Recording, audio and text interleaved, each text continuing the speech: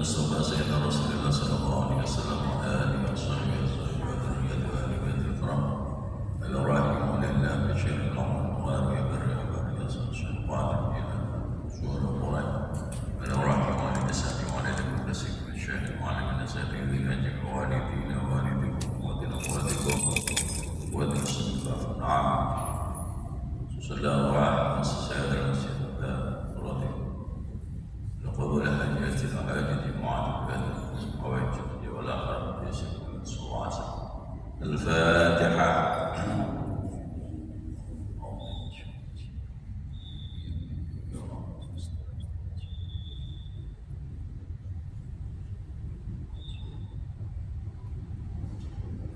بسم الله الرحمن الرحيم. الحمد لله رب العالمين وبه نستعين على أمور الدنيا والدين والصلاة والسلام على سيد المرسلين إمام المتقين حبيبنا وشفيعنا وقرة أعيننا سيدنا ومولانا محمد صلى الله عليه وسلم وعلى آله وأصحابه أجمعين.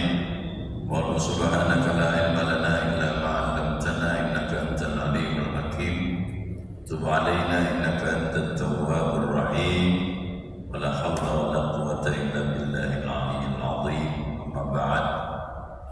Para bapak, para ibu jamaah salat maghrib Masjid Nurul Islam yang dirahmati oleh Allah Subhanahu wa taala.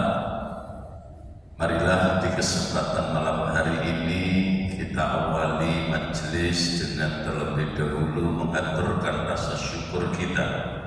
Syukur kehadirat Allah Subhanahu wa taala atas segala limpahan anugerah, kenikmatan serta rahmat yang senantiasa diberikan kepada kita. Malam hari ini kita masih tetap dalam keadaan iman, dalam keadaan Islam, teriring pula kenikmatan berupa kesehatan, baik kesehatan jasmani maupun kesehatan rohani, sehingga kita bersama-sama bisa menjalankan rangkaian kewajiban kita. Kita tunaikan sholat maghrib dengan berjamaah, kita lanjutkan dengan ta'lim yang rutin kita laksanakan setiap 2 minggu sekali. Mudah-mudahan apa yang kita lakukan senantiasa mendapatkan ridho dari Allah Subhanahu wa taala, dan majelis yang bersama-sama kita ikuti malam hari ini senantiasa dibarengi dengan turunnya hidayah dari Allah Subhanahu wa taala, menambah petunjuk yang bisa menyebabkan kita, menjadikan kita semakin kuat iman dan takwanya kepada Allah Subhanahu wa taala. Semakin hari bisa semakin baik, semakin hari bisa semakin soleh sampai di penghujung hidup kita kelak. Mudah-mudahan kita bisa mengakhiri hidup dengan akhir yang indah. Allah berikan anugerah kepada kita husnul khatimah, amin ya rabbal alamin. Salawat wassalam dan juga tidak lupa kita aturkan kehadiran junjungan agung beliau Rasulullah Muhammad sallallahu alaihi wasallam bi qauli Allahumma shalli ala sayyidina Muhammad wa ala alihi wa ashabihi ajma'in. Bapak Ibu jamaah rahimakumullah, malam hari ini saya ingin sampaikan satu makalah dari salah seorang sahabat Rasulullah sallallahu alaihi wasallam yang sekaligus sepupu beliau, yang juga merupakan menantu beliau. Beliau adalah Sayyidina Ali ibn Abi Thalib karramallahu wajhah.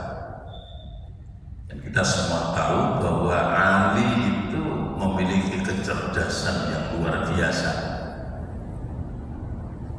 Ali itu salah seorang sahabat Rasul yang memiliki kecerdasan yang luar biasa. Sampai Rasulullah juga pernah katakan ana madinatul ilmi wa aliyun babuha.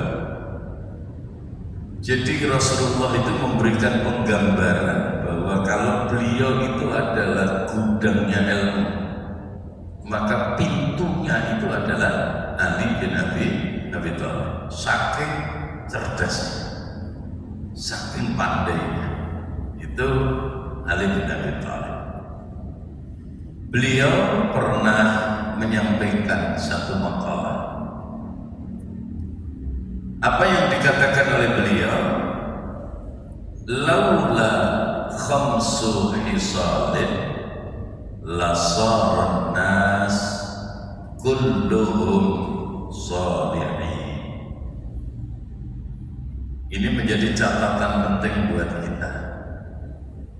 Beliau Imam Ali mengatakan laula khamsu hisalin, kalau seandainya tidak ada 5 keburukan, tidak ada 5 macam kejelekan, lasaran nas kulluhum shalihin, niscaya manusia itu akan menjadi baik semuanya. Niscaya manusia itu akan menjadi soleh semuanya. Ini menunjukkan bahwa ketika kita ingin menjadi orang baik, ketika kita ingin menjadi orang soleh, maka kita harus berusaha menghindarkan diri kita dari 5 perkara ini. Ya, jadi kalau kita ingin jadi orang baik, ingin jadi orang soleh, maka 5 hal ini harus kita jauhi. Selama 5 ini masih ada di dalam diri kita, rasanya sulit kita bisa menjadi orang baik. Apa 5 perkara yang beliau sebutkan itu? Yang pertama, awwaluha al-qana'atu bil jahli. Yang menjadi penyebab orang itu tidak bisa menjadi orang soleh. Seseorang terhalang untuk bisa menjadi orang soleh, itu poin pertama beliau katakan al-qana'atu bil jahli, puas dengan kebodohan. Apa maknanya? Ketika kita dalam posisi tidak tahu, tidak mengerti, tidak punya ilmu, kemudian kita tidak punya hasrat, tidak punya keinginan, tidak punya himmah untuk terus menuntut ilmu, itu tak ubahnya seperti kita mengatakan bahwa kita bodoh pun tidak apa-apa. Lah masih goblok lah ya, apa sih? Ya. Itu yang disebut oleh beliau al-qana'atu bil jahli. Bahaya sekali itu. Bahaya sekali. Ketika orang dalam posisi bodoh, dalam posisi tidak tahu tentang ilmu, apalagi ilmu agama, lalu kemudian dia tidak punya hasrat, tidak punya himmah, tidak punya keinginan untuk terus mengasah diri dengan menuntut ilmu, maka sulit orang itu akan menjadi orang baik. Sulit sekali. Disinilah kenapa Rasulullah SAW di dalam banyak hadis mendorong kita untuk terus-menerus belajar, untuk terus-menerus menuntut ilmu tanpa dibatasi oleh waktu, tempat, dan usia. Pengaji itu buat nanti ngenteni si nom. Golek ilmu itu tidak terhalang karena usianya sudah tua. Sehingga Rasulullah Shallallahu Alaihi Wasallam kan pernah menyatakan, utlubul ilma minal mahdi ilal lahdi. Tuntutlah ilmu mulai dari buaya sampai ke liang lahat. Maka sesungguhnya ketika kita berbicara tentang ilmu, berbicara tentang menuntut ilmu, itu kita sama sekali tidak diperkenankan untuk mengatakan harus tua-tua yang ngaji. Tidak boleh. Karena apa? Karena ilmu itu semakin kita cari, semakin kita cari dan terus kita cari, maka semakin menunjukkan bahwa kita ini orang yang masih belum apa-apa. Seperti orang yang berenang di lautan. Orang yang berenang di lautan itu semakin dia jauh berenang, itu rasanya kok masih jauh banget. Itulah orang yang menuntut ilmu. Tetapi ketika kita dalam posisi yang tidak punya ilmu, atau sebut saja kita dalam posisi sebagai orang yang bodoh, lalu kemudian kita tidak mau menuntut ilmu, wis pokoknya segini wae lah, apa-apa.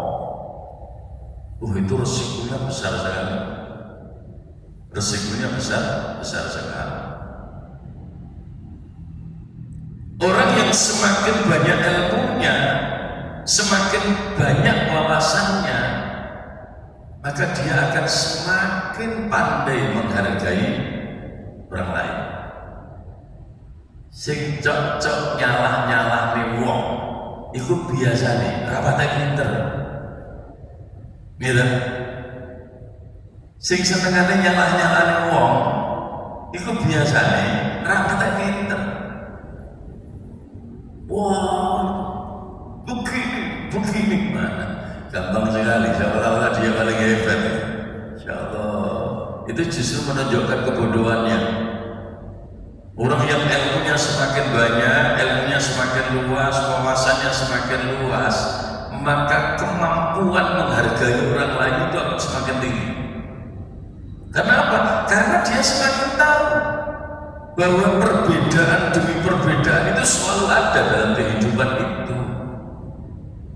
Sehingga kita tidak akan pernah bisa memvonis bahwa ini benar secara mutlak, ini salah secara mutlak, itu tidak akan pernah bisa, kecuali yang memang sudah jelas-jelas secara qat'i disebutkan oleh Allah di dalam Al-Quran, disebutkan oleh Rasulullah di dalam hadis beliau. Yang secara qat'i itu jelas. Tapi kalau sudah ranahnya ranah ijtihad, itu kebenarannya tidak jelas. Koyok-koyok bener nih, mungkin baik salah. Koyok-koyok salah, nih mungkin baik bener. Itu kalau sudah masuk ke ranah ijtihad, itu bisa seperti itu. Sehingga kalau kita berbicara tentang pendapat-pendapat para ulama dari hasil ijtihad beliau, itu di sana kita pasti akan menemukan banyak perbedaan. Semakin kita tahu bahwa perbedaan itu ada, maka semakin luas wawasan kita, maka kita tidak akan gampang memvonis ini benar, ini salah. Sekali lagi, sepanjang itu tidak secara qat'i dijelaskan di dalam Al-Quran. Tetapi orang-orang yang ilmunya sempit, ilmunya sedikit, wawasannya sempit, gampang sekali. Malah kadang-kadang gak terima nyalahnya wong, ngafir wong wani. Iya tak? Ngafir wong wani. Koyok-koyok dene paling iman dhewe. Oh kacau betul. Ya, koyok-koyok dene paling iman dhewe. Padahal tidak boleh seperti itu. Gak boleh seperti itu. Disinilah kemudian kita didorong untuk terus-menerus mengasah diri dengan memperbanyak ilmu kita.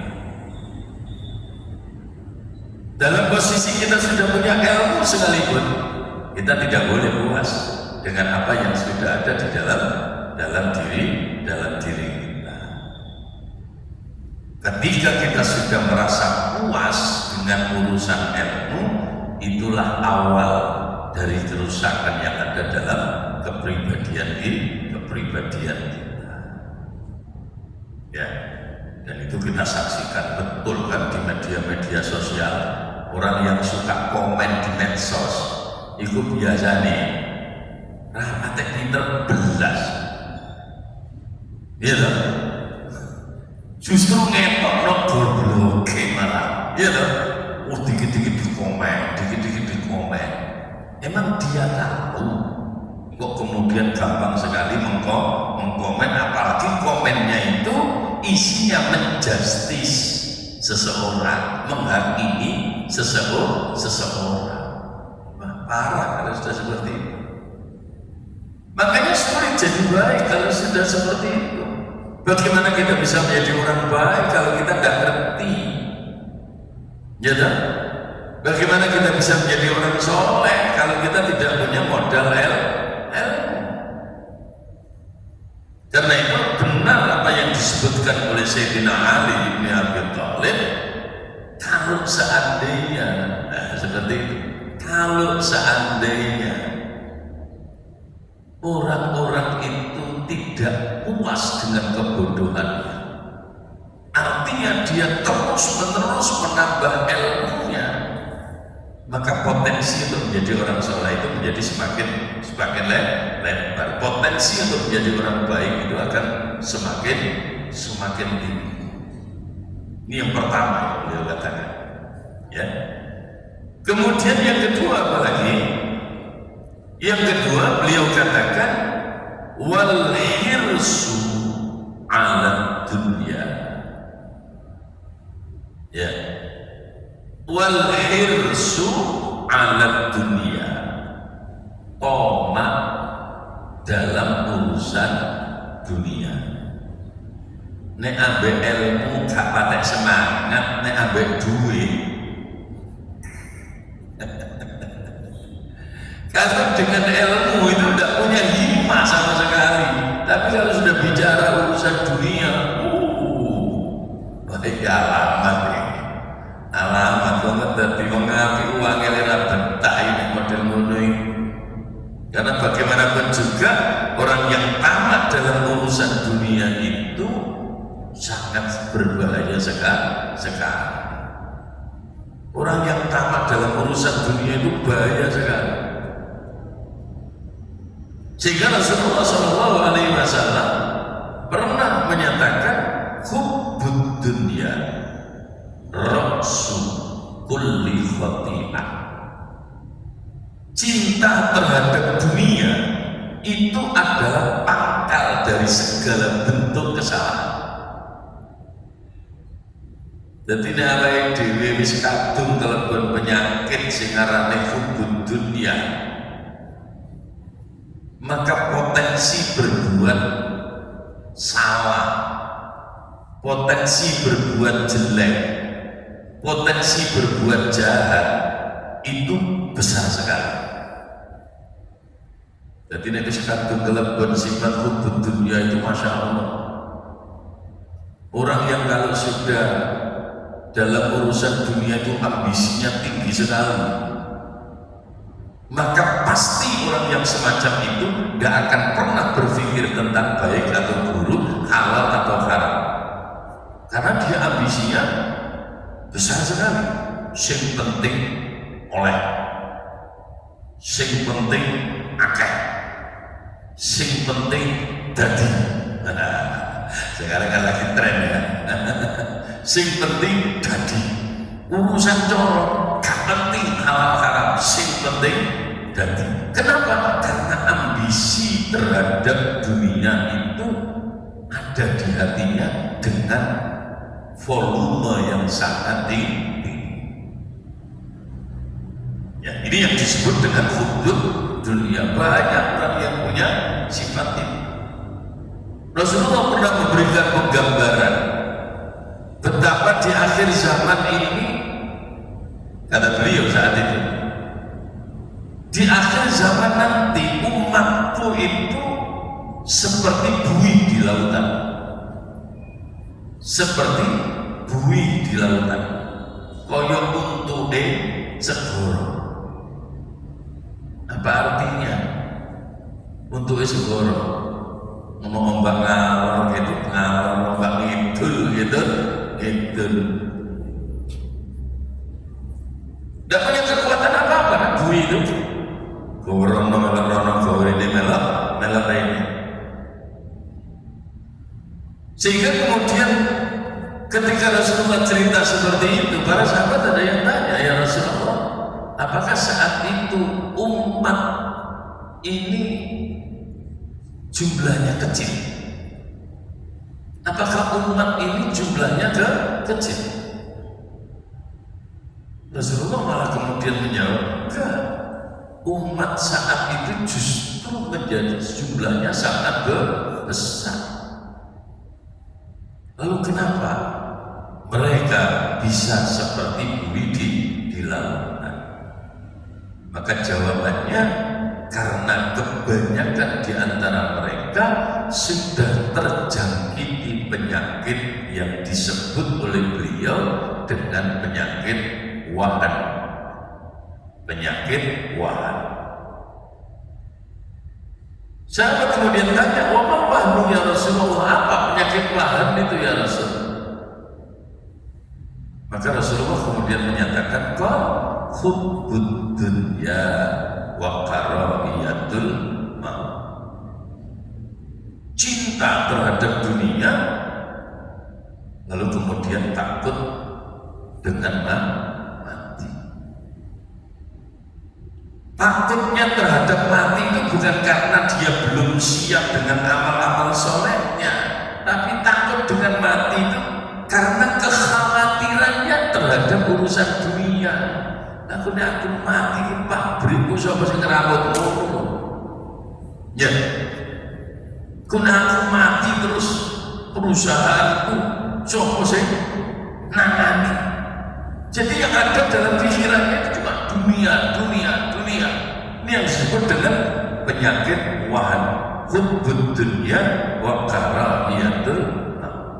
Nah, orang-orang yang semacam ini untuk bisa menjadi orang soleh itu sulit sekali. Karena segala gerak-geriknya itu hanya dihitung dengan hitungan dunia.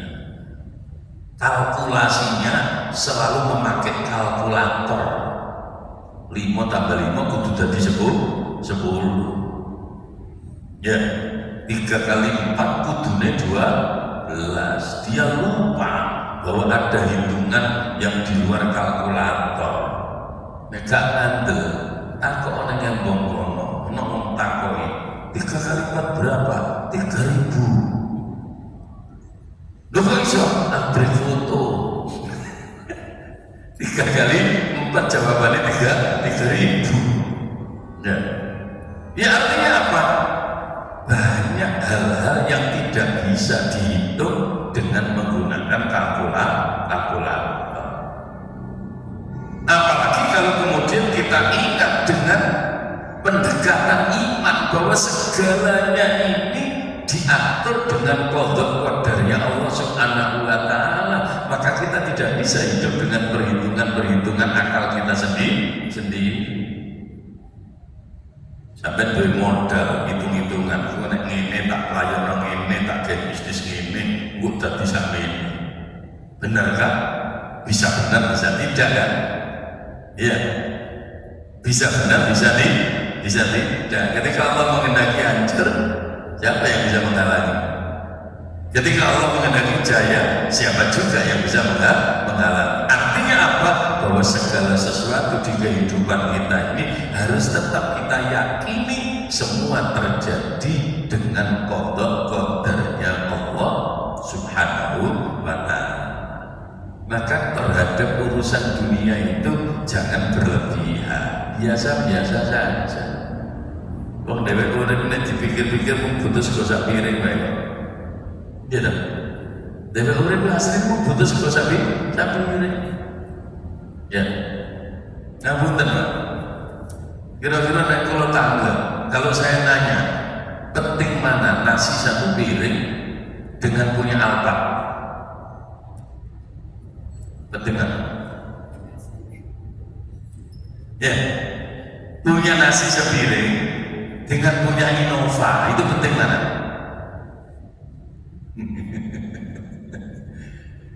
Kalau orang mau jujur, penting punya nasi sepiring lah. Kalau orang nggak punya nasi sepiring, boleh jadi dia mati. Tapi kalau nggak punya Innova, nggak mati ya. Ya tak? Nggak punya Alphard, nggak mati ya.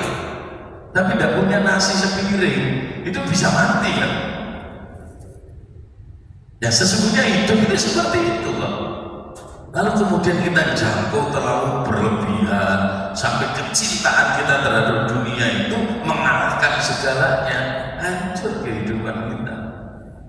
Bagaimana kita akan bisa menjadi orang baik kalau di hati kita terjangkiti penyakit yang disebut dengan hubbud dunia. Sehingga kalau terhadap urusan-urusan dunia itu tamannya luar biasa. Disinilah kemudian kita perlu mengendalikan diri. Cara bahasa Jawa gampangnya ngono ya ngono, ning aja ngono, kan begitu kan? Ya ngono, ning aja ngono. Ya kita semua sadar bahwa kita masih hidup di dunia, ya butuh dunia, butuh toh. Enak wong muni ora butuh ya gak percaya begitu. Wong kita masih hidup di dunia, kita butuh lah, butuh. Tapi kebutuhan kita itu ya sebatas apa yang kita butuhkan. Jangan sampai kita berlebihan dalam urusan dunia, karena itu membahayakan kita sendiri. Itu yang kedua kata beliau. Kemudian yang ketiga apalagi? Yang ketiga beliau katakan termasuk di antara perkara yang bisa menjadi penghalang kesolehan seseorang adalah wasyukku bil fadli. Biasanya ini gandeng lagi. Jadi biasanya kan gandeng. Wal hirsu ala dunya itu biasanya gandeng wasyukku bil fadli. Apa asyukku bil fadli? Kikir terhadap kelebihan yang diberikan oleh Allah kepadanya. Itu juga sumber dari malapetaka. Tadi saya katakan ini gandengan. Biasanya kalau nek wis kelebon penyakit hubbud dunia, seneng sampai dunia, biasanya medite yang nemen biasanya. Ya toh? Nek wis kadung seneng gandolan dunia, biasanya medite yang melok nemen. Ya, ini berhubungan memang. Karena itu kita perlu dilatih. Dilatih untuk apa? Dilatih untuk menjadi orang yang dermawan. Dilatih untuk menjadi orang yang suka berinfak. Dilatih menjadi orang yang suka bersedekah. Ya. Kalau kita melatih diri dengan infak, melatih diri dengan sedekah, insya Allah, maka penyakit yang disebut dengan asyuku, kikir, itu tidak akan menjangkiti kita. Dan ini mengingatkan kita pada kajian bulan kemarin, ya, kajian bulan kemarin. 3 hal yang menghancurkan, 3 hal yang mencelakakan. Yang salasun muhlikan. Yang ditampilkan pertama kali oleh Rasulullah adalah syukhun muta'un. 3 hal yang menghancurkan, 3 hal yang merusak, 3 hal yang menyebabkan orang celaka. Itu yang Rasulullah katakan pertama kali adalah syukhun sifat kikir yang terus-menerus diikuti. Bahwa manusia itu punya potensi untuk menjadi orang kikir, iya. Ya, manusia itu punya potensi memang untuk menjadi orang yang kikir. Tapi kita yang sadar sifat kikir yang menjadi potensi diri kita itu tidak kita ikuti. Ya, justru harus kita kendalikan, harus kita kikis pelan-pelan sampai akhirnya kita berubah dari kekikiran menjadi kedermawanan. Dan itu bagian dari indikator ketakwaan kita kepada Allah Subhanahu wa Ta'ala. Ayatnya jenengan semuanya sudah hafal kan? Siapa orang yang bertakwa itu di antara yang disebut oleh Allah, alladzina yunfiquna fis-sarra'i wadh-dharra. Makanya ketika kita berlatih untuk infak, berlatih untuk sedekah, jangan menunggu kaya. Ya, infak sedekah itu jangan nunggu kaya. Ya sudah, kita infak menurut kemampuan yang ada pada diri kita. Anjane anane titik ya infak titik. Ku nek rondo akeh ya infake melok rondo akeh. Nek pas wakeh duite ya infake ya kudune wakeh, kan begitu. Insya Allah kalau kita bisa mengkondisikan diri kita seperti itu, maka kita akan menjadi orang-orang yang baik, akan menjadi orang-orang yang soleh. Tetapi sepanjang sifat kikir itu masih melekat dalam diri kita, rasanya sulit kita untuk bisa menjadi orang yang soleh. Sulit kita untuk bisa menjadi orang yang baik. Bapak Ibu jamaah rahimakumullah, orang yang kejangkit penyakit kikir itu dipastikan dia akan jauh dari hal-hal yang positif, termasuk apa yang pernah disabdakan Rasulullah itu al-bakhil. Orang bakhil, orang kikir itu baik, jauh dari mana? Jauh dari Allah.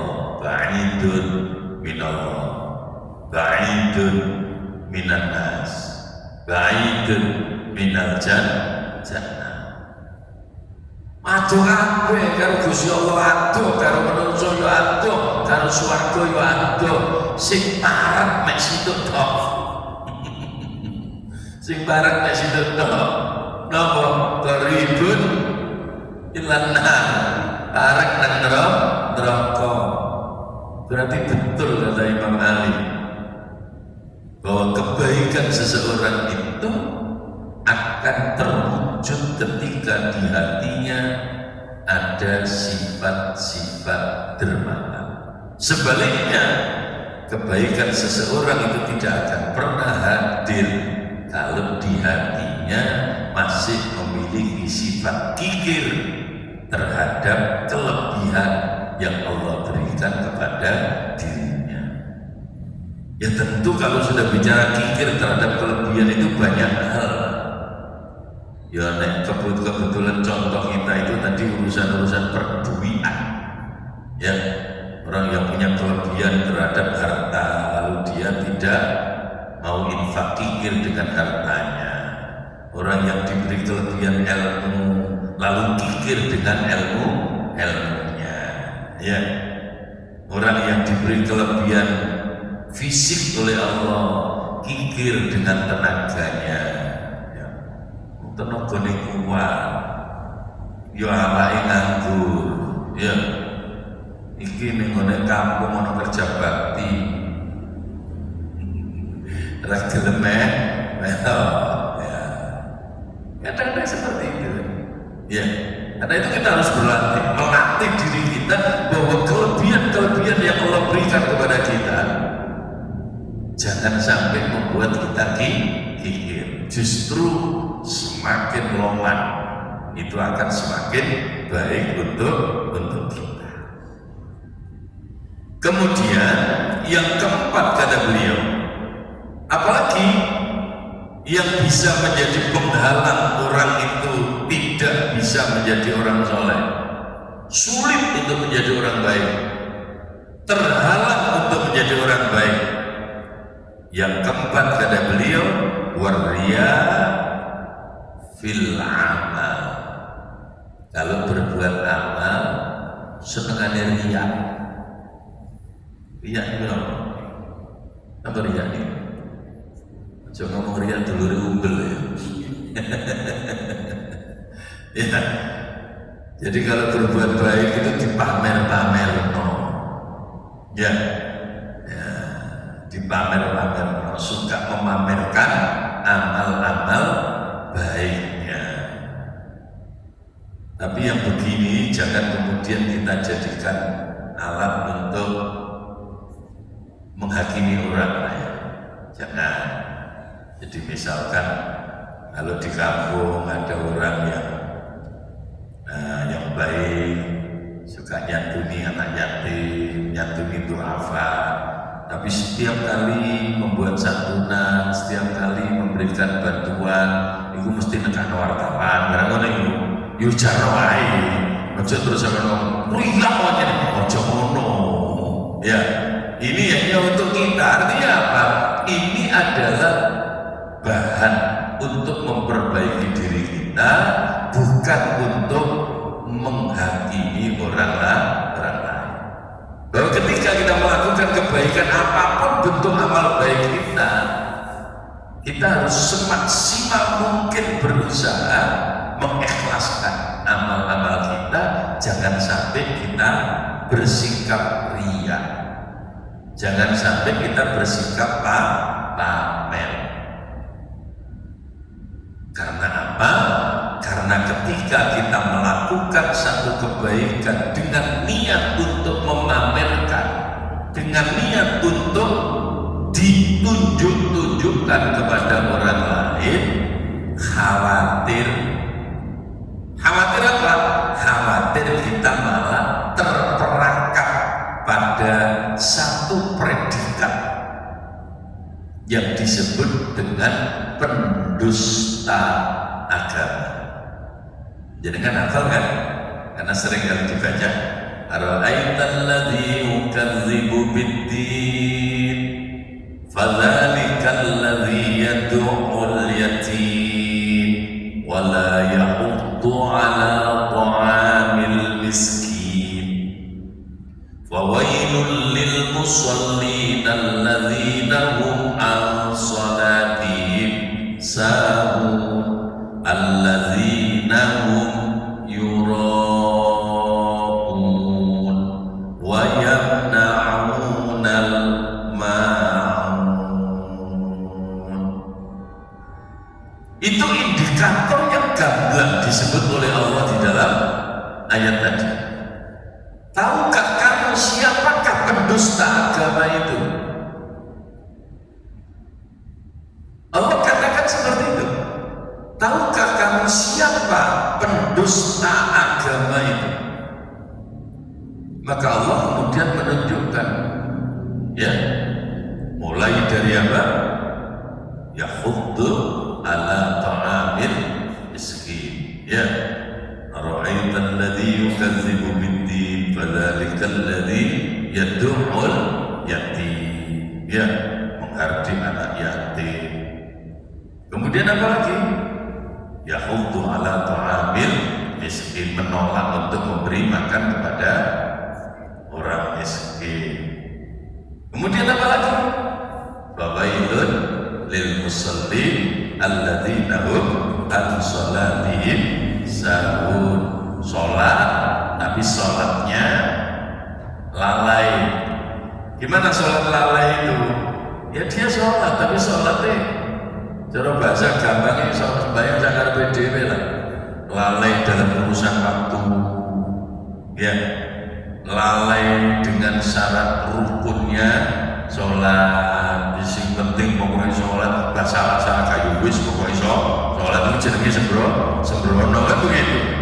Nah, waktunya dia lalai sehingga sholat subuh setengah 6.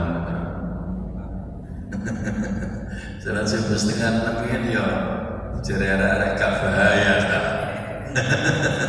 Ya bahaya lah, setengah 6 itu sekarang sudah tuluk loh, sudah habis waktunya kan, sudah habis waktunya kalau sekarang ya.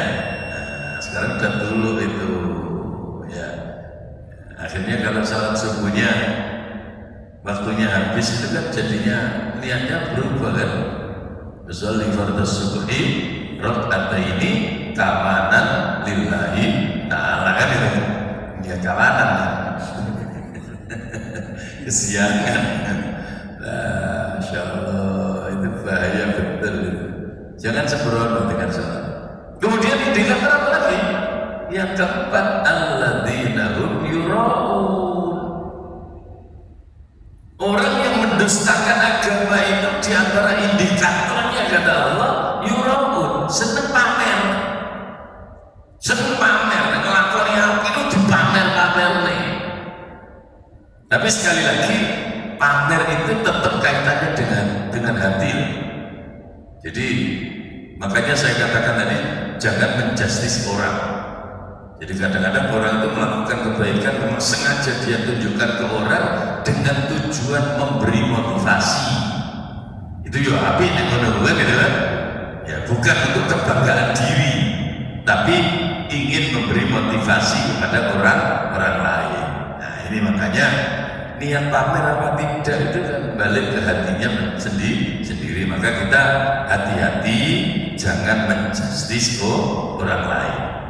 Kemudian yang kelima kata Imam Ali, termasuk yang bisa menjadi penghalang kesolehan seseorang adalah wal i'jabu bil ra'i, selalu membanggakan dirinya, membanggakan pendapatnya, ya, membanggakan kelebihannya, ya, ini juga berbahaya sekali, ya, itu yang disebut dengan ujub.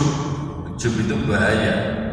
Orang kalau sudah kejangkiti penyakit ujub ini sulit untuk jadi baik, sulit untuk jadi baik. Kenapa? Karena kebaikan sekalipun dia selalu membuat bangga dirinya sendiri. Bahasa gampangnya cari arek-arek iku kopyai gampang berubah nomere. Ngelakoni api dikatakan Allah sing asale kopyai nomor 6 malah nomor 11. Ya, iya gede ndase mekrok irungi. Masya Allah ya. Ini 5 hal yang disebut oleh Imam Ali sebagai penghalang kesolehan seseorang. Karena itu kita berdoa tentunya mohon pertolongan, mohon perlindungan kepada Allah. Mudah-mudahan kita semuanya diselamatkan oleh Allah dari perkara-perkara yang bisa menghalangi kebaikan kita. Semoga Allah melindungi kita dari penyakit-penyakit yang bisa menghalangi kesolehan kita. Justru sebaliknya kita berdoa mudah-mudahan Allah selalu menuntun kita dengan hidayahnya, memberikan kekuatan kepada kita dengan taufiknya, sehingga kebaikan-kebaikan yang bisa kita lakukan betul-betul bisa mengantarkan kita pada kebaikan yang hakiki di hadapan Allah Subhanahu wa Ta'ala. Amin ya Rabbal Alamin. Ini barangkali kajian kita hari ini mudah-mudahan ada guna dan manfaatnya. Kurang lebihnya mohon maaf. Al-Fatihah.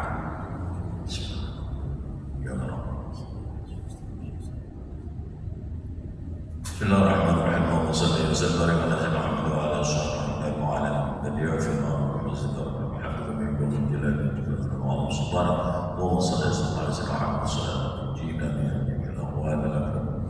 تقضي لنا بها جميع الحاجات وتطهرنا بها السيادة جميع الخيرات الحياة وبعد الموت. اللهم ربنا تقبل منا إنك أنت السميع العليم، تب علينا إنك أنت التواب الرحيم. اللهم انفعنا ما علمتنا وعلمنا ما ينفعنا واجعلنا مولانا سلمنا أهلنا ذريتنا من أهل الخير الذي جعلنا وإياهم من أجل الشر وغيرنا آتنا من لدنك رحمة شهادة ربنا آتنا في الدنيا حسنة وفي الآخرة حسنة وقنا عذاب النار. صلى الله على سيدنا محمد وعلى آله وصحبه الحمد لله رب العالمين. الفاتحة.